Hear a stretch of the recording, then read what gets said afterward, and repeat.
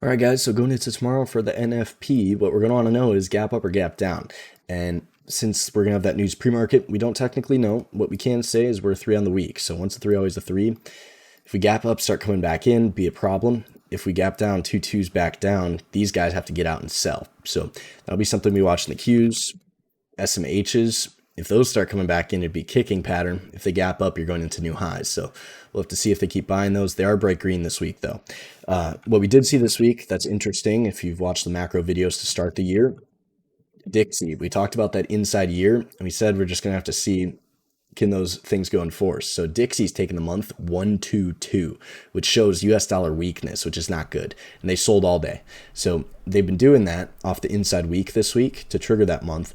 And still going to be an inside quarter at this point and inside year, but this could start changing that. If it runs out of time, next quarter you have an inside and down. So we'll have to see what that's going to do, but that'll send the inflation names in the gold flying. So I posted over the weekend, and we did mention over the weekend video, gold, because gold on the year is doing 1312 right there, 193.18, and you can see the gap up and they just take off with a rev strap month. So you got all month and all year to keep going after that. And what I told you to look at is the minors. So JNUG 3.2, boom.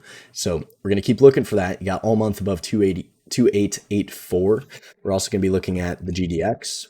And this was just weekend video stuff. You just buy it and you just hold, see what they can do. So we'll see if that keeps happening. They got a lot more previous range to go back through. So we'll keep watching that. The other one is the materials. 132, that happened and is still happening. You can see they just started the month and boom. So 312 year, that's still happening. And this is all inflationary stuff. You got precious metals and materials going up. Tells you that inflation's probably not doing too hot. So what we can then be looking at in the materials here is going to be this.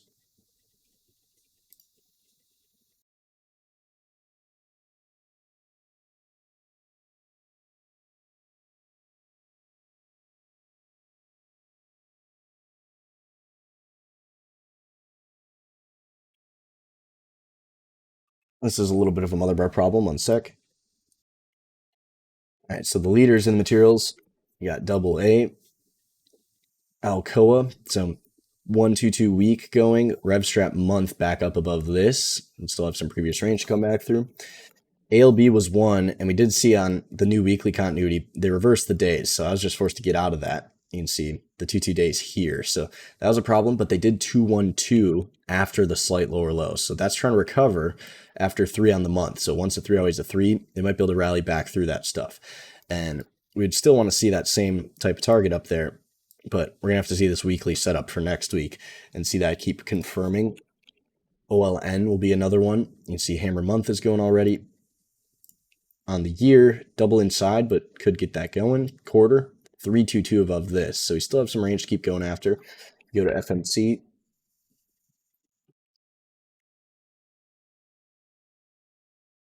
You got a pretty nice try here. Double hammer quarter. So could be something for next quarter, but you do have the 2 month back up. So doesn't have much magnitude, but after it makes the high to this, a lot of previous range if they want to keep buying.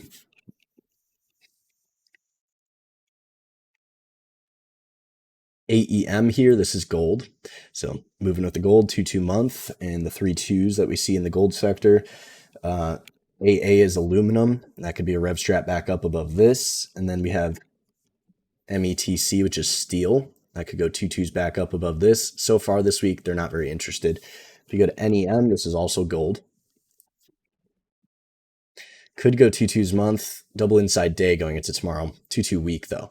So those are coming back. WPM, this is also gold. 2 week, a lot of previous range to come back through. We'll see tomorrow where the gaps happen. If this gap's down, it'd be a great gap down buy if we could get that. So we'll keep an eye on that. Still very inside month. The ones we gave you over the weekend were JNuggers, 3-2, takes the month up like we said. So that's still good. If you go to GDX, you got the 2-2, takes the month up. That's still good. And if you go to GLD, gold, rev strap month, but we mentioned the yearly here, 1312 right there. And I don't know if I mentioned in the weekend vid, but I did post that on Twitter. I think I forgot to show you guys the yearly chart, so that's on me. But that's where we're seeing the most rotation this month. As far as what they're buying, still SMHs. So we did have the 2 down, but they went back up on Wednesday and then reconfirmed that on Thursday. So they're still doing that. You do have potential kicking patterns if these things come back in tomorrow, if we start gapping down. So we'll keep an eye on those. Biggest movers in there, MCHP, very big mover, but coming into exhaustion risk at all-time highs. MU or not MU. MU is going into all-time highs. We saw TSM finally take out our 145. If you remember down here at 118, where did we say it was going? Up there. So very nice. And we can go to. So we'll see AMD in the chips does have the inside for tomorrow.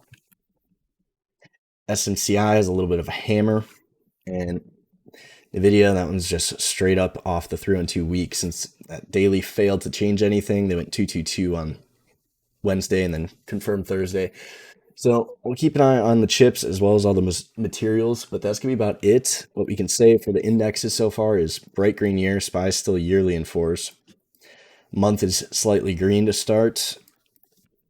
Qs slightly green to start. Dow Jones is inside, so it's a little weaker. If things are weak tomorrow, it'd be a rev strat back down. And IWM, a little bit of a shooter, so if things are weak, that could also start coming back in, but 2 up in green month to start. And Doji weak, so doing nothing before NFP. So with the gaps coming in the morning, I'll have a list that I'll have on Twitter, or you can also check out Elaine from other things we've talked about before. If we pull that up.